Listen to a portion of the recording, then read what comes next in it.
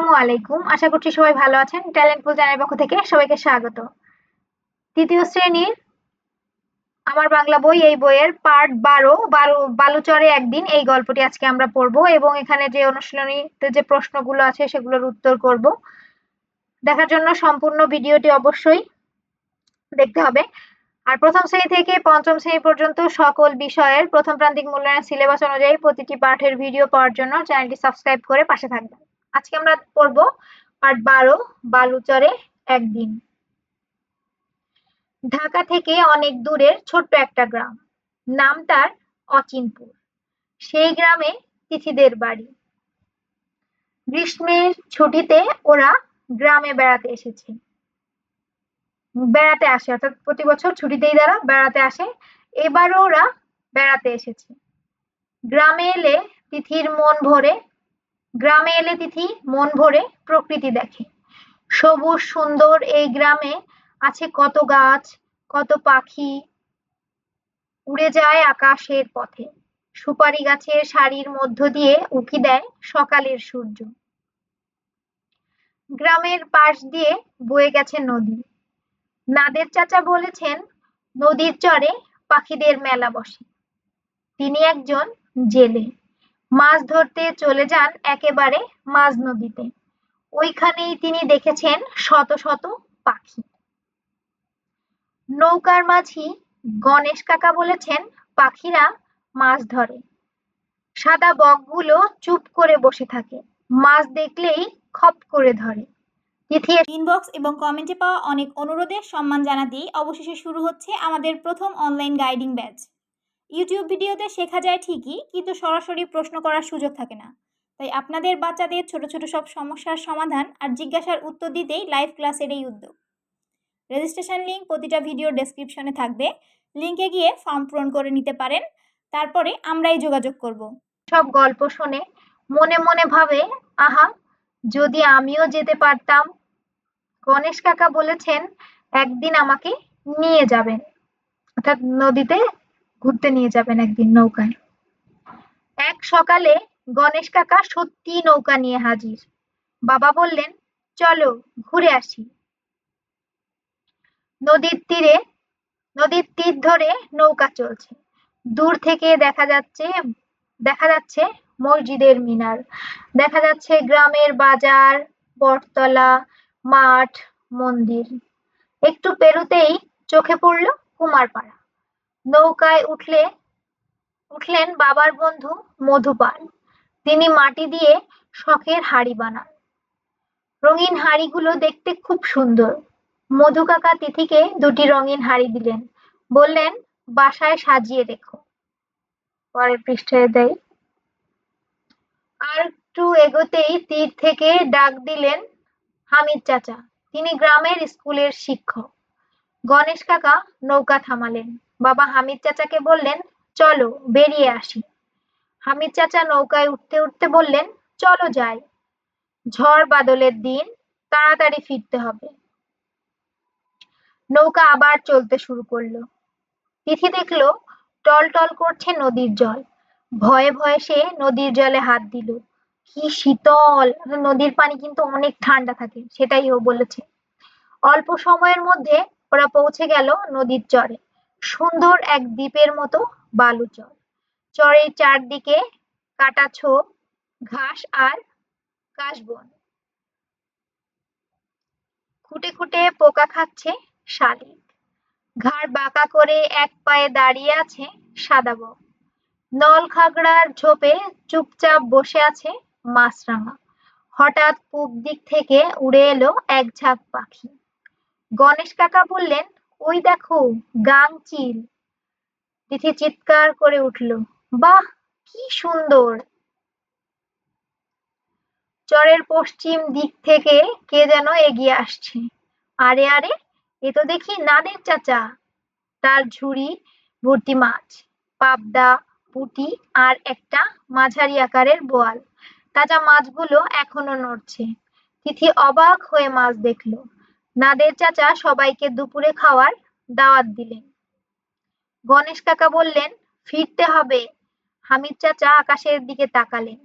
তিথি দেখল উত্তর পূর্ব আকাশে মেঘ জমেছে, নদীর বুকে ঠান্ডা বাতাস বইছে, সবাই নৌকায় উঠে পড়ল।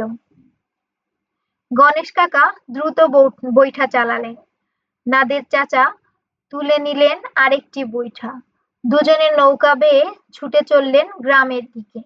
তীরে পৌঁছাতে না পৌঁছাতেই শুরু হলো ঝড়। তিথি ভাবতে লাগলো, পাখিগুলো এখন কি করছে?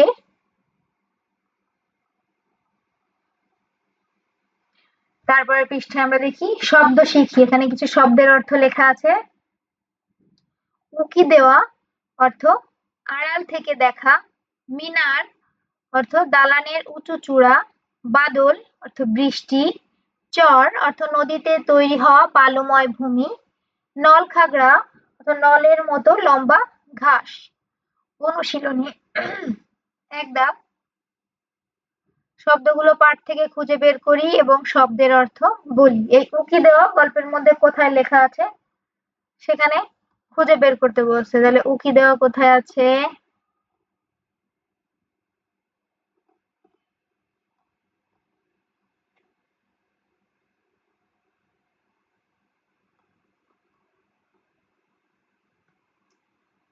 এই যে সুপারি গাছের সারির মধ্য দিয়ে উকি দেয়।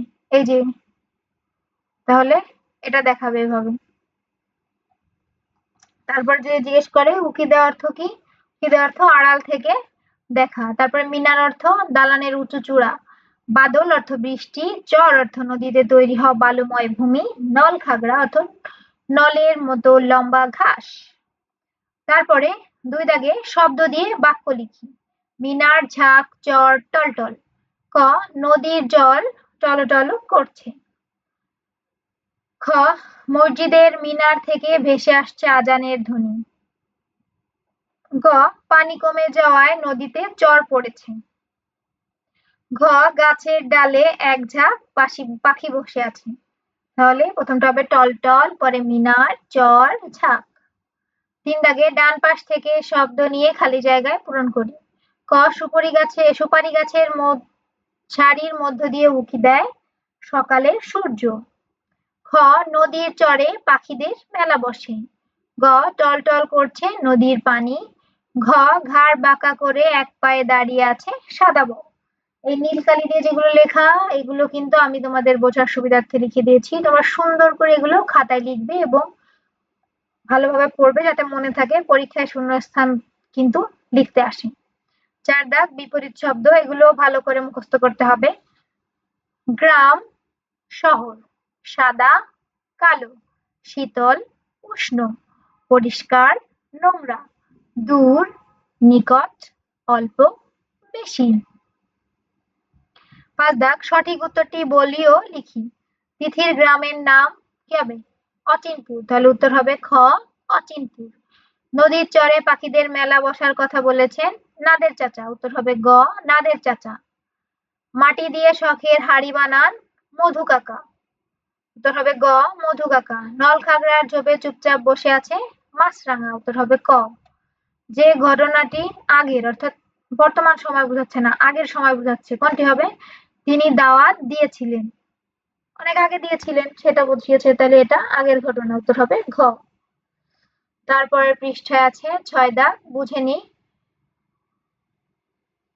কুমারপাড়া, কুমোরেরা যেখানে একসাথে বাস করে। তাহলে কুমারপাড়া বলতে কি বোঝায়? কুমারেরা যেখানে একসাথে বাস করে। কুমোরপাড়া যারা মাটির হাঁড়ি পাতিল তৈরি করে।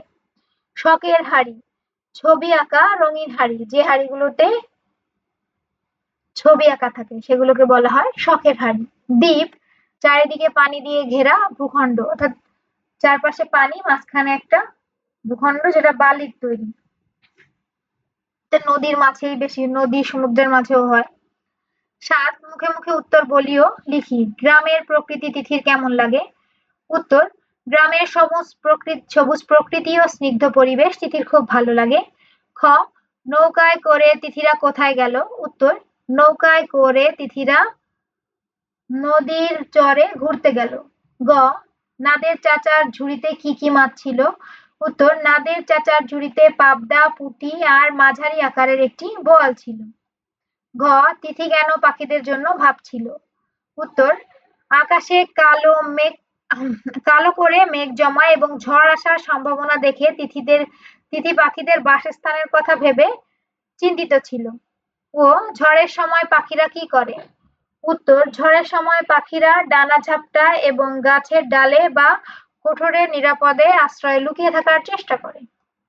আর দাগ বিরাম চিহ্ন বসাই। অর্থাৎ দাড়ি কমা বসাতে হবে, এগুলো কিছুই বসানো ছিল না, আমি তোমাদের বোঝার সুবিধার্থে এখানে করে দিয়েছি, তোমরা সুন্দর করে খাতায় এভাবে লিখে তারপরে বসাবে। তিথি গ্রামে বেড়াতে এসেছে, কথাটি এখানে শেষ হয়ে গেছে, তার জন্য এখানে দাড়ি বসবে।